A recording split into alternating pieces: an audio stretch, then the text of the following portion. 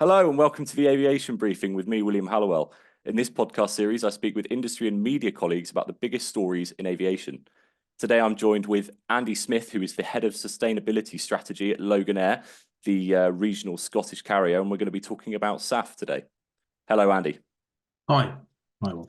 So, listeners, you'll know that obviously we've covered SAF before. I've spoken to academics and I've spoken to SAF producers. Now I'm going to be speaking to an airline representative more so about what SAF means for the airline industry. And I suppose my first question for you, Andy, would be, we have a lot of talk specifically, when we look at the UK SAF industry, where obviously Loganair is particularly concerned about, the need to increase SAF production and get it upscaling so that we can meet the 2050 net zero target. But it seems to me, and certainly from other industry players that I've spoken to, that look, it's all very well saying that production, we need to upscale that. But if we haven't got incentives and, things to encourage airlines to take up SAF, potentially that target or these targets might not be met. Especially when, SAF is, it's in some cases, 3 times more expensive than traditional jet fuel. I mean, in your view, what is the best way to kind of incentivize those airlines to actually take up SAF so that they are using it as it's also being produced in vaster quantities as well?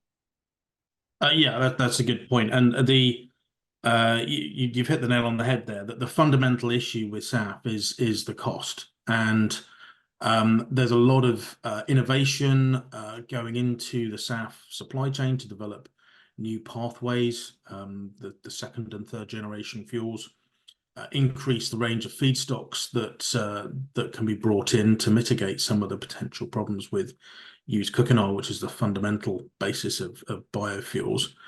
But none of these processes or pathways are expected to fundamentally reduce the cost of SAF. If SAF was at the same or close to the same cost of jet fuel, there wouldn't be any issue. Or we can even talk about jet fuel plus carbon costs. There wouldn't be any issue. Airlines would be demanding it to replace 100% of their fuel use. The reason that we need mandates to enforce the uptake of SAF is because it is so expensive relative to the alternatives, and that's a fundamental problem for all airlines, but particularly for the smaller airlines. So, I mean, in terms of, the government getting involved, I mean, what can they actually do to kind of, encourage airlines in the sense of, I think last time we spoke, we talked about, the kind of difference between the EU emission trading scheme compared to the UK one. After Brexit, that slightly changed in the UK. It seems as though that what the UK government did by taking away some of the money that should, like the EU were doing, be put back into the industry to help offset the kind of cost of SAF. That's been taken away. So it seems like, in a way, the UK government have kind of reversed it and kind of not necessarily potentially incentivized, but certainly, there isn't that kind of same level of help in terms of finances for the airlines to actually ensure that they do use more SAF and ultimately, kind of contribute towards the climate commitments that have been put in place. Yeah, and that's fundamentally, I think, the most effective way UK government could help. What we're seeing in the EU is that under the ETS scheme, 50% of the revenues that are raised via ETS, which is effectively the airlines paying for cost of carbon, 50% of those funds raised by law are required to be recycled back into the industry to help it decarbonize. Now, that can be done in a number of different ways. It can be R&D programs for new technologies, but the EU has recognised that SAF is a fundamental pillar of decarbonising the aviation industry. They've recognised the importance of that industry to their economies and competitiveness, and so they are using some of those funds to mitigate the high cost of SAF as they mandate the uptake of SAF, but they're doing it in a way that is trying to minimize the impact on the end consumer. In the UK, when we Brexited, this requirement that 50% of those ETS funds are recycled back into the industry was removed.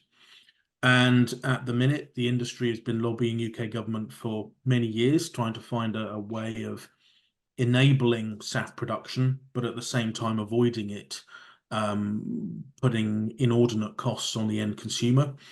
And we don't seem to have got very far on that particular front. So at the minute, we're looking at SAF mandates being put in place, but without any support to mitigate the cost to the consumer.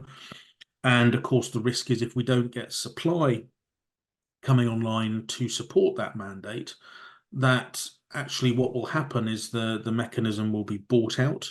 So effectively, the mandate system will have a ceiling above which, if the price of SAF goes above that, because it can't be supplied, that fuel suppliers who are obligated under the mandate will buy out. Now, if that happens, that really can only be seen as a complete policy failure, because at that point, consumers are paying an extremely high price, but not actually getting any SAF, and therefore we're not actually seeing any emissions reductions. It's just become a very high cost. So it's certainly a difficult balance for the UK government to tread in terms of trying to set and define a clear market for SAF producers that they can invest in. But at the same time, as an operator, we're very concerned this doesn't end up all being put onto the shoulders of the consumer, particularly given that the aviation industry is generating vast sums of money for the Treasury via the ETS scheme, effectively paying for the carbon that we currently emit. Yeah, passing the cost on to the customer is certainly a point I want to move on to. But in terms of, the impact for the airlines, I mean, certainly as a journalist who tends to often cover a lot of SAF related stories, the UK government are kind of continually kind of announcing new grants and funding for SAF production facilities and schemes and that sort of thing. But as I say, again, it doesn't seem that there is that kind of support to the same extent for the airline industry specifically. I mean, could there be an element of politics at play here in terms of saying, look, we want to be the, in the words of Mark Harper, the Transport Secretary, he says he wants the UK to be a SAF superpower. But, can the UK achieve that kind of status without, kind of greater, wider support beyond the SAF production industry itself? Or is this potentially just kind of a way of the government saying, look, we're being sustainable, but then, not supporting the other elements as well? Yeah, so I mean, I think the aviation industry broadly supports the UK government being ambitious in developing SAF and developing the supply of SAF. If you look particularly in Scotland, which has got a significant oil and gas industry, SAF is a really attractive and obvious way to pivot all of those skills and jobs and infrastructure into a more sustainable future. It makes an awful lot of sense for the UK to become a SAF superpower. But you're absolutely right, that doesn't come for free. And there is a significant risk that if the significant cost of SAF is passed on to every consumer, that unlike for long-haul flying, where customers don't really have a choice, they will either pay the extra price or they won't travel. Particularly for domestic operations, consumers have the choice of taking other modes of travel. And whilst there's a lot said about the rail infrastructure and how the carbon emissions of the rail industry are low, and that is broadly true, the issue is that the vast majority of UK domestic flights don't have rail alternatives because they cross water. So what happens in this scenario where you make domestic flying in particular more expensive through the use of SAF is that you end up with consumers choosing not to travel, the flights are withdrawn, and therefore the customers have to get in their cars and drive and then take a ferry and then drive some more, in which case the overall emissions can actually be comparable. So we end up in a worst case scenario where we've caused some quite serious economic damage, but not actually reduced any emissions as a result. Now, it's complicated. It depends how it all plays out, but that's certainly one of the potential end scenarios if there isn't sufficient support to ensure that this transition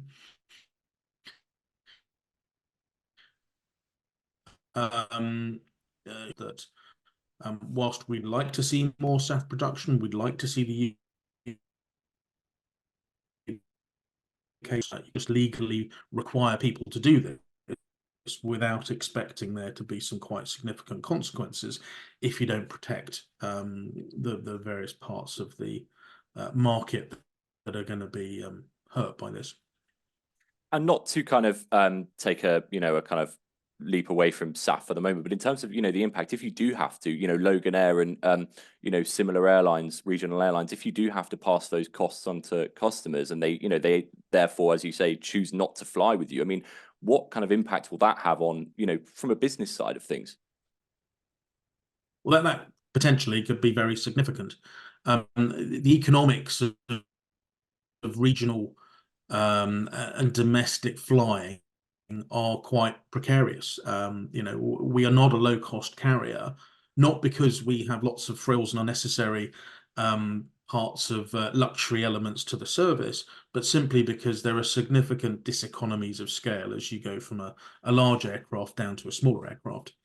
And we operate small turboprops because they are the right size for the markets, and the routes that we operate aren't ones that the catchment areas at either end are limited by the geography. There are only so many people who live on the island of the Isle of Harris or North Uist, and so you have equipment that is sized for that, which comes with higher unit costs because it's less efficient carrying smaller numbers of people.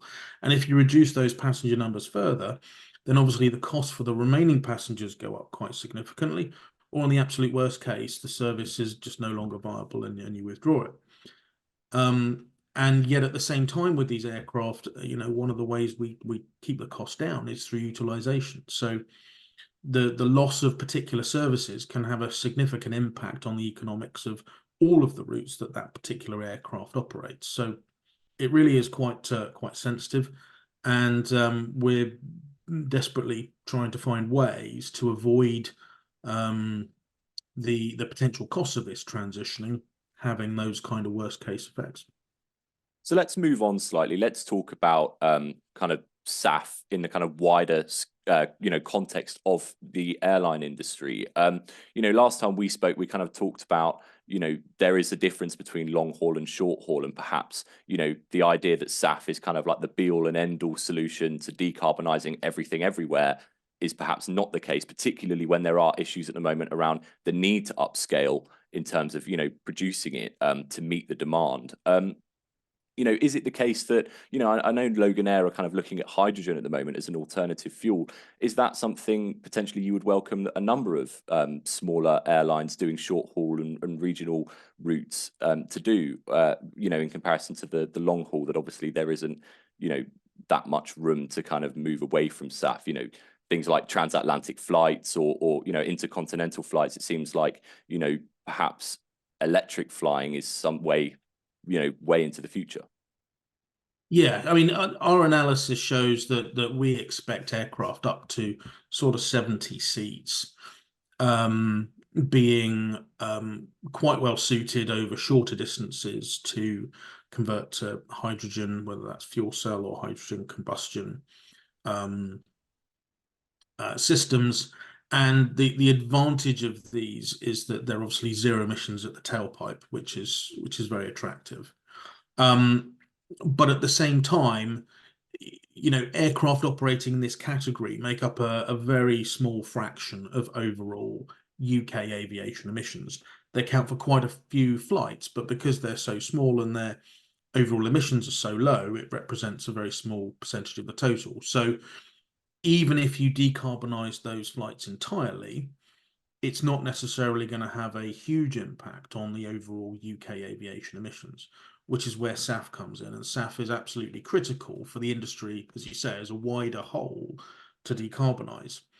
But we do see it being fundamentally required by the wide body long haul operations, because we're seeing those types of aircraft and those kind of routes taking longer and being far more complex to switch to alternative fuel sources, such as, for example, hydrogen.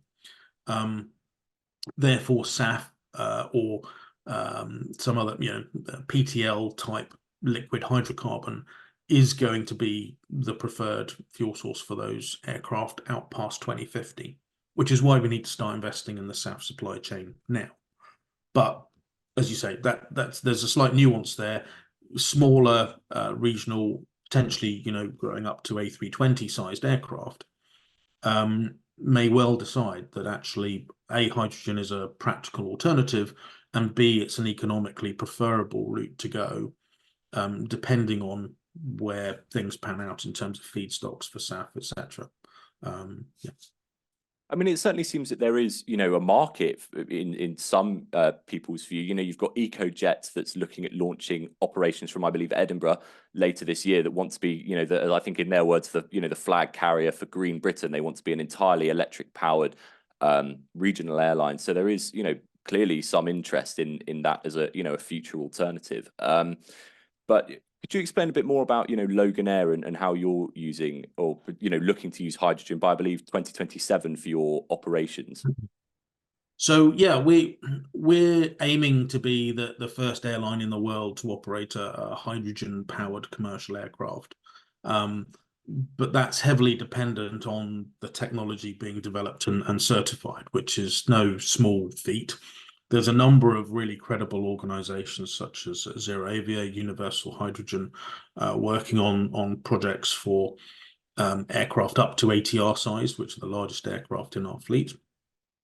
But the initial design that we're looking at and working with is Cranfield Aerospace Solutions, based in Cranfield, who are developing a hydrogen fuel cell system for the Britten-Northern Islander, which is one of the smallest airliners in use in the UK. We operate two of them in Orkney on inter-island services. And because of the short nature of those flights and the relative simplicity of the operation, that's where we're seeing this technology being most applicable. 2027 is when they're expecting to have that certified. But our decarbonisation plans show that we then look to transition pretty much all of our fleet to hydrogen propulsion by 2040. A lot needs to happen to enable that, particularly these larger powertrains being certified and being economical. We just don't know what we don't know yet. But in terms of where we want to go, that's our plan, and we're working quite hard with all the various technology providers to help them develop their technology, making sure it's going to be reliable and effective and economical in use. I think a number of airlines have, they want to set their own kind of pathways to decarbonisation. I know, as you say, Loganair, I know a number of other airlines kind of say 2040, they want to beat that overall 2050 net zero mark. But kind of going back to our previous conversation about the challenges with SAF and SAF production at the moment, I mean, what is your kind of forecast for the way the industry, will attempt to meet these targets if it carries on the way it is, and airlines, as you say, trying to lobby the government, it's unsuccessful in doing so? I mean, is there a possibility that the targets just won't be met, and that therefore, we could get to 2040, 2050, and the airline industry will say, look, well, we're going to have to set another target for 10 years' time to try and beat the net zero, commitment? Yes, we're certainly, as an industry, concerned. At the minute, it looks like the market, based on the mandate rising to 10% by 2030. I personally think there's a real risk that we could be 50% undersupplied by 2030 at that rate, given the slow pace of the numerous plants that are on the drawing board and waiting for final investment decision, getting to that point and being able to start produce, combined with the quite a good likelihood that we'll be importing supply from abroad, which is not great for UK PLC, but also isn't great from an environmental perspective, given that importing the fuel actually comes with some carbon costs of its own. So one of the things with SAF is that I think we need to think of it a bit like we do with green electricity, in that when we sign up a contract for a renewable power for our home consumption, We don't have a new pipeline or a new cable run to our house just to supply green electrons. In practice, it's a balancing market, and green certificates are generated and retired to balance out the electricity that you use. And I think it's a similar thing with SAF, that we probably won't see SAF moved around the country. You know, if we have a plant that's located next to a major airport, it will make sense to put 100% of that output into that airport to be consumed there, on the basis that it's balancing and advantaging the industry as a whole across country, rather than getting into the quite significant transport and carbon costs of moving it around the country.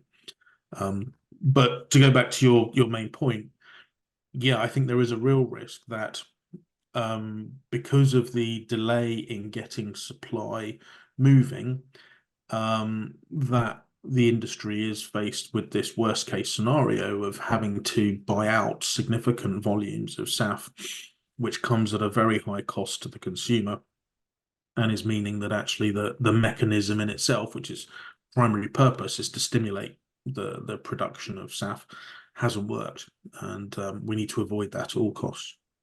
Yeah, I mean, it's interesting that you mentioned importing SAF. That's certainly something that I wanted to mention, because I mean, to me, that seems like probably the worst case scenario, as you say. I mean, from a business perspective, but also, as you say, an environmental perspective as well. And given the kind of impact, the knock-on effect of Brexit, it seems to me that it would be actually easier said than done to import that SAF, especially if we're looking at taking it from the EU. When they'll have it for themselves. It's a bit like the COVID vaccines, to draw a kind of comparison. They're going to want to use that SAF for themselves. They don't want to be sending it off to the UK when in effect they are kind of going to be competing with each other. Potentially, but we have to bear in mind that the majority of jet fuel that's consumed in the UK currently is imported. We don't have refining capacity to meet our overall demand, so it is going to be an internationally traded commodity. But I agree, the carbon costs of moving the fuel around definitely needs to be a factor, because it's obviously self-defeating to move a low carbon fuel to somewhere but generate carbon costs in doing so, when it could easily be contracted and used where it's required. Andy Smith, thank you very much for joining me. Thanks, Will. This has been the Aviation Briefing with me, William Hallowell.